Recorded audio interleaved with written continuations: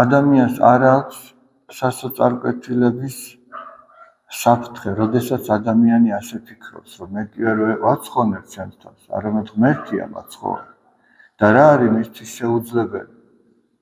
მას შეუძლია ჩემი გადარჩენა და ცხონება. მაშინ სასოწარკვეთილებას ადგილი აღარ აქვს უკვე. მაგრამ მე როდესაც ვფიქრობ, რომ მე ასეთი ცხოვრებით ვერ გადავრჩები და მე უიმედობაში ვარდები, მაშინ ნიშნავს, რომ მე ჩემს იმედებს ღმერთზე კი არა საკუთარ თავზე ვავყარებ. ნახეთ, დიდი წმინდანი იყო ათონელი მამა სილვან ათონელი. აი მას უთხრა სწორედ აი შინაარსის სიტყვები უფალმა, შენი თავი ამყოფე ჯოჯოხეთში, ანუ შენ რეალურად აღიქვი შენი მდგომარეობა, რომ მართლა ჯოჯოხეთში ხარ ადამიანი. მაგრამ სასოს ნუ წარიკვეთო, ანუ იმედს ნუ დაკარგავ.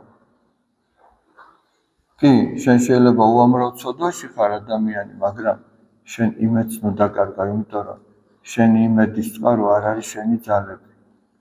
შენი იმედის წყარო არის მოწყალე მაცხოვარი. და ამიტომაც უნდა გქონდეს, როგორი ცოდულიც არ უნდა იყო, როგორც არ უნდა დაეცე. უნდა გქონდეს მაცხოვრის იმედი.